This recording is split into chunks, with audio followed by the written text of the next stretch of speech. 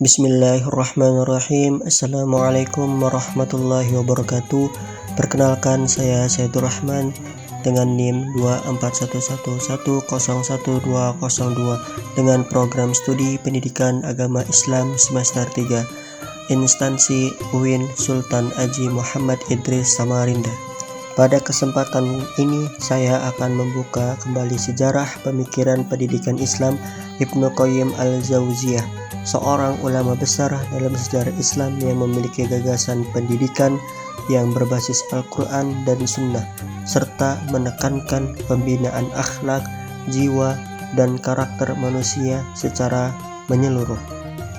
Biografi singkat Ibnu Qayyim al-Jauziyah memiliki nama lengkap Muhammad bin Abi Bakar bin Ayyub. Ia lahir pada tahun 1292 Masehi di Damaskus dan wafat pada tahun 1350 Masehi. Ibnu Qayyim dikenal sebagai ulama yang menguasai berbagai bidang ilmu seperti tafsir, hadis, fikih, akhlak, dan pendidikan. Ia juga merupakan murid utama dari Ibnu Taimiyah, namun memiliki gaya pemikiran yang khas, mendalam, dan sistematis, terutama dalam pembinaan manusia.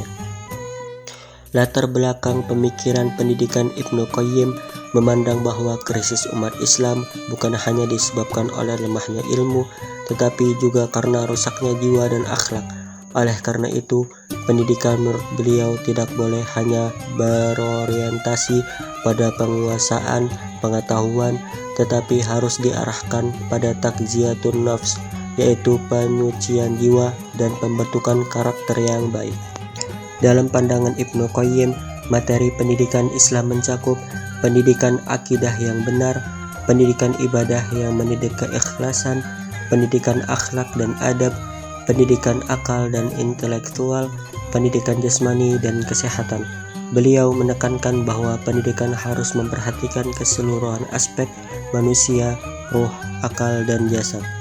Pokok pemikiran pendidikan Ibnu Qayyim dapat dirangkum dalam beberapa poin utama.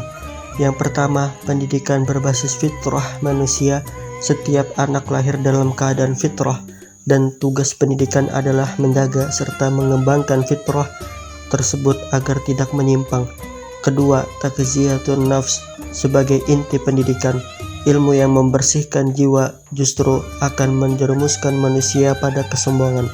Ketiga, keseimbangan antara ilmu dan amal.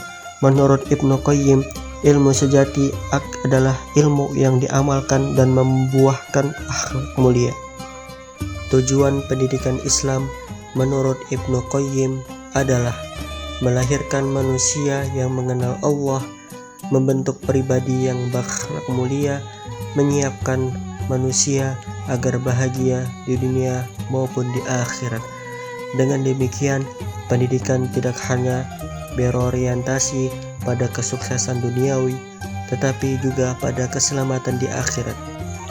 Ibnu Qayyim al-Jauziyah tidak hanya dikenal sebagai ulama besar, tetapi juga sebagai pemikir pendidikan yang sangat menekankan pembinaan jiwa dan akhlak manusia. Melalui karyanya Madarij as-Salikin, Ibnu Qayyim menjelaskan bahwa pendidikan adalah proses perjalanan ruhani. Manusia didikan untuk memperbaiki hati, meningkatkan iman, dan mendekatkan diri kepada Allah secara bertahap. Dalam kitab Tuhfat al-Maudud, Ibnu Qayyim menekankan pentingnya pendidikan anak sejak usia dini. Pendidikan harus sesuai dengan fitrah, dimulai dari keluarga, dan berfokus pada pembentukan akhlak. Sementara itu, melalui I'lam al-Muwaqqi'in, Ibnu Qayyim menegaskan bahwa guru dan ulama memiliki tanggung jawab moral yang besar dalam menyampaikan ilmu. Ilmu tidak boleh diajarkan tanpa kejujuran dan akhlak. Ibnu Qayyim juga menulis Ad-Dawa yang membahas penyakit hati dan cara menyembuhkannya. Kitab ini menunjukkan bahwa pendidikan Islam berfungsi sebagai sarana perbaikan moral dan penyucian jiwa.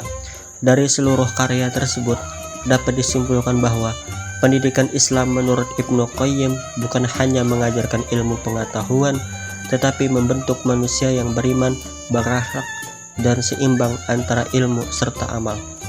Sebagai penutup, dapat disimpulkan bahwa Ibnu Qayyim al-Jauziyah memandang pendidikan Islam sebagai proses pembentukan manusia seutuhnya, bukan sekedar transfer ilmu. Pemikirannya menekankan pentingnya fitrah, tazkiyatun nafs, dan keseimbangan antara ilmu dan amal yang menjadikan gagasan pendidikannya relevan sepanjang zaman. Sekian paparan materi dari saya. Terima kasih dan mohon maaf jikalau ada kesalahan maupun kekurangan dalam penyampaian. Hazanallahu wa iyyakum ajmain. Wabillahi taufiq wal hidayah wa ridha wal inayah. Assalamualaikum warahmatullahi wabarakatuh.